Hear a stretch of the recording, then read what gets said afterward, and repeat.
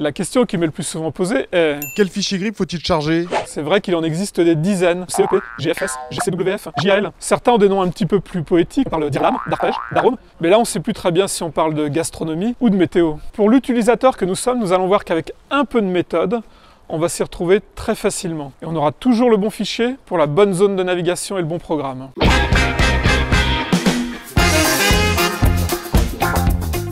Comment peut-on différencier les modèles? Par 4 critères. Le premier, la couverture géographique. Est-ce qu'il couvre le monde ou juste une petite zone? Deuxième critère, la résolution du modèle. Est-ce qu'on a une donnée de vent tous les kilomètres, tous les 10 km, tous les 100 km? Troisième critère, le pas de temps. Est-ce qu'on a une donnée toutes les heures, toutes les 2 heures, toutes les 3 heures? Et quatrième critère, l'échéance.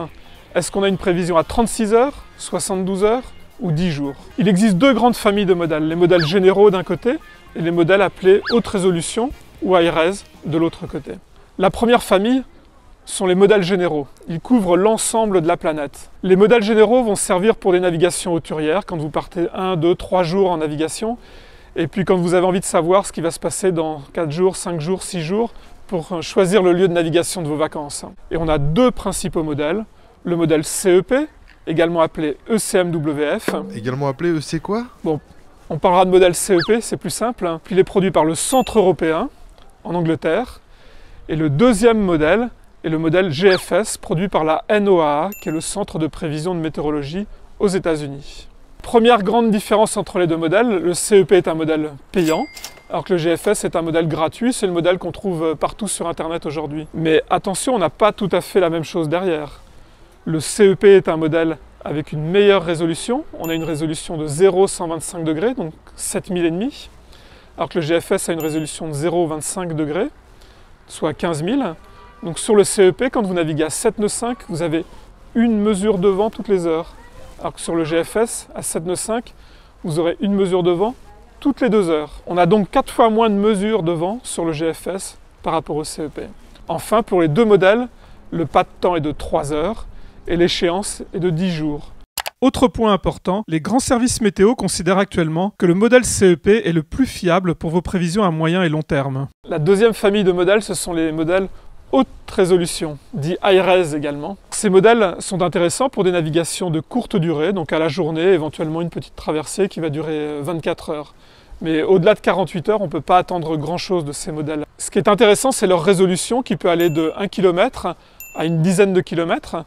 Donc une dizaine de kilomètres, on commence à voir les effets du haut relief, une pointe, le contournement du vent autour de la pointe, etc.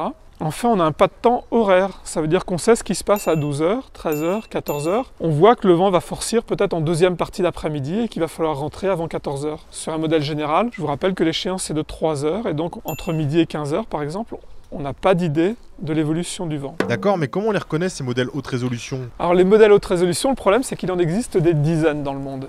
Et quand vous voulez en charger un, vous ne savez pas s'il faut charger l'IRLAM, l'AROME, le NAM, etc. Alors en général, vous avez les zones qui sont délimitées sur le requêteur ou le logiciel qui va vous permettre de charger ces modèles. Et chaque pays en édite 1, 2, voire 3.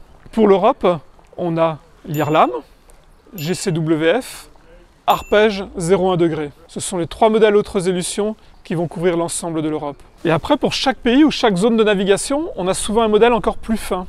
Donc si nous prenons l'exemple de la France, on a l'AROME. Pour la mer du Nord, on a le modèle Harmony. Pour les États-Unis, on a le modèle NAM. Et chaque pays ou chaque service météorologique produit en général un modèle haute résolution pour sa zone de navigation. Autre avantage de ces modèles haute résolution, c'est qu'ils ne sont pas très chers. Pour quelques dizaines d'euros par an, vous allez pouvoir prendre un abonnement qui va vous donner accès à l'ensemble des modèles haute résolution, que ce soit sur le mobile ou sur l'ordinateur. C'est possible de résumer tout ça? Bon d'accord, on va résumer ça en 2 mots. Vous partez pour une navigation hauturière de plusieurs jours, où vous avez envie de savoir quel temps il fera la semaine prochaine. Alors on parle de modèles généraux, CEP ou GFS. Par contre, vous êtes en vacances ou vous faites une régate, vous sortez pour l'après-midi. Là, on va parler de modèles haute résolution ou high-res. Et donc des modèles qui vont être valables pour 36 heures, 48 heures, avec une bonne résolution, un pas de temps horaire, très important, et une échéance de 36 ou 48 heures généralement, donc qui vous donnera une bonne visibilité pour la journée et éventuellement le lendemain. Si vous voulez d'autres conseils météo, n'hésitez pas à cliquer sur j'aime sur la page Facebook ou à vous abonner à la chaîne YouTube. Et à bientôt pour en savoir un peu plus sur la façon d'exploiter ces données que vous avez obtenues par vos fichiers Grid.